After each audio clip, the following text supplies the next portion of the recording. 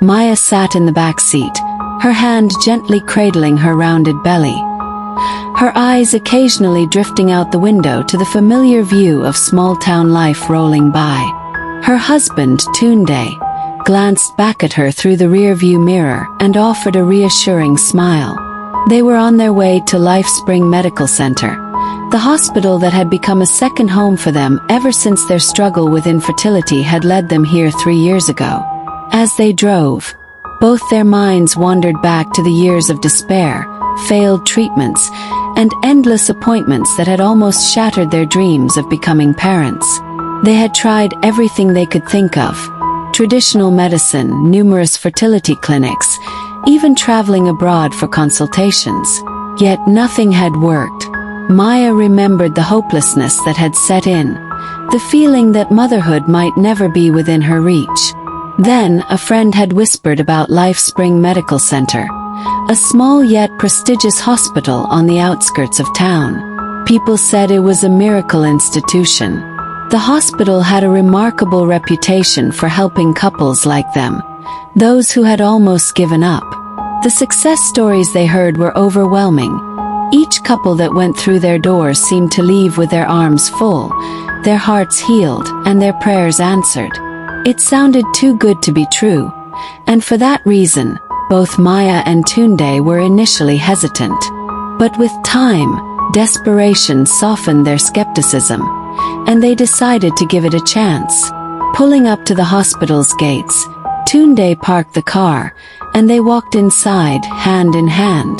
The scent of disinfectant filled the air, mixed with faint hints of blooming jasmine from the potted plants dotting the waiting area. LifeSpring Medical Center was unlike any other hospital they'd ever seen. It was clean and serene, the corridors lined with portraits of smiling families holding newborns. Each photograph seemed to carry a story of triumph over heartbreak, and in a way, those photographs represented hope. The receptionist at the front desk greeted them warmly, recognizing Maya from her frequent prenatal visits over the last months. "Mrs. Maya, Mr. Tunde, welcome," she said with a smile. "Dr. Bello will see you soon." Dr. Bello was the mastermind behind LifeSpring Medical Center. A man in his early 60s with graying hair and an air of quiet authority. Dr. Bello had been the one to take their case when they first came to the hospital. He had a reputation that stretched far and wide. Patients traveled from other states and even across borders, paying high fees in the hopes that he would work his magic for couples like Maya and Tunde. His presence was like a beacon of light in the darkness. Yet, there was an unspoken aura around him that left people both comforted and slightly on edge. He wasn't one for long conversations or personal questions, but he exuded an unwavering confidence, as if he knew things no one else did. Despite his formal demeanor, his success rate spoke louder than any friendly bedside manner could. As they sat in the waiting room, Tunde gently rubbed Maya's back. "Do you remember how different everything felt 2 years ago when we were here for the first time?" he whispered. Maya smiled, nodding. "I remember walking in here feeling like we were at the end of the road. I remember thinking, if this place doesn't work, I don't know what will." She thought back to their first appointment with Dr. Bello. He had sat across from them, listening intently as they poured out their journey of failed treatments and hopes dashed. Then, without a hint of doubt, he had said, "LifeSpring Medical Center will give you a child." His words were so certain, so final, that it had brought tears to Maya's eyes. And just like that, their lives had changed. A year later, after carefully monitored treatments, Maya was pregnant with their first child, a beautiful baby boy who was now 2 years old. "LifeSpring gave us Daniel," Tunde said, his voice thick with gratitude. "I'll always be grateful for this place." Indeed, LifeSpring was a blessing for them. They had been nervous about the hefty fees, but seeing their little boy's face for the first time had made every cent worthwhile. Daniel had filled their home with laughter, and even on the toughest days, Just a glance at him reminded them of the miracle they'd been granted. And now, with their second baby on the way, they felt as if their lives were complete. Their reverie was interrupted by the nurse calling Maya's name. They made their way down the pristine hallways to Dr. Bello's office. The walls were adorned with more photographs, and Maya couldn't help but wonder how many lives this hospital had changed. How many people had walked through these doors feeling broken, only to walk out whole again. Dr. Bello greeted them with his usual nod, his eyes calm and observant. He examined Maya's file and proceeded with the checkup, asking her routine questions and conducting the necessary tests. As always, he was meticulous and thorough, giving her instructions to follow closely. He never skipped any details and made sure that they understood the importance of adhering to the hospital's guidelines.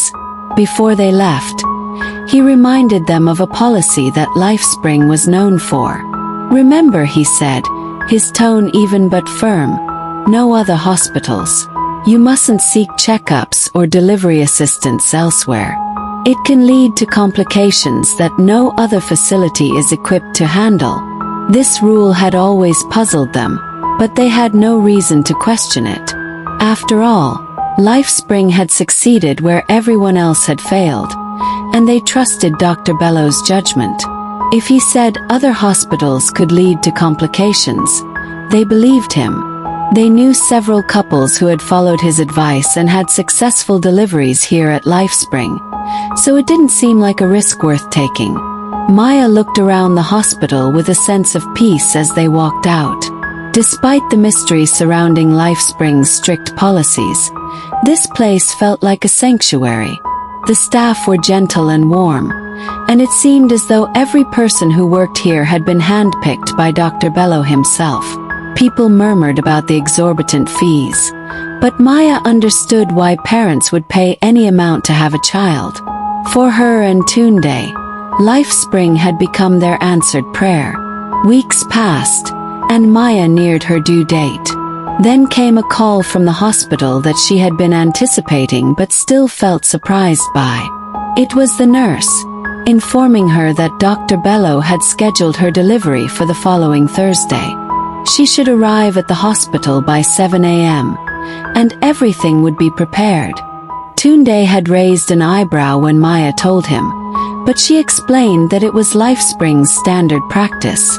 They set the delivery dates themselves, preferring a controlled and supervised environment.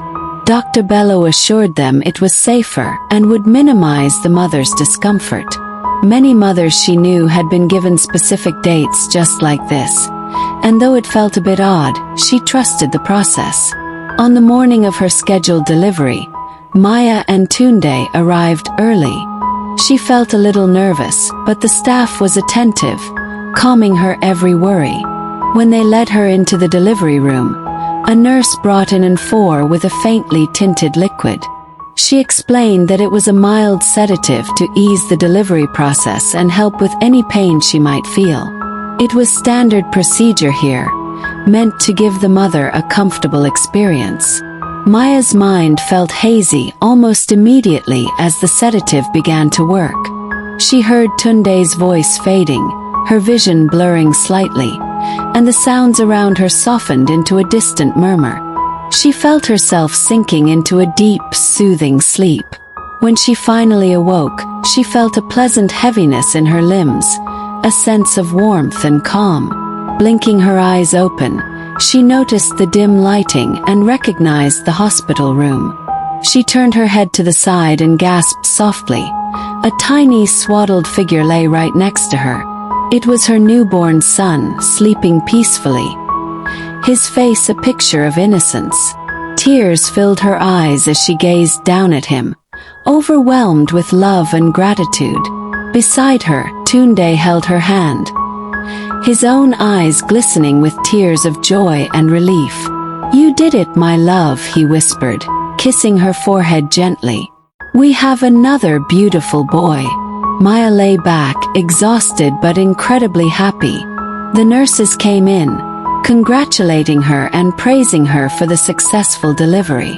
They spoke kindly, and Maya noticed that all their attention was directed toward making her feel proud, comforted, and grateful.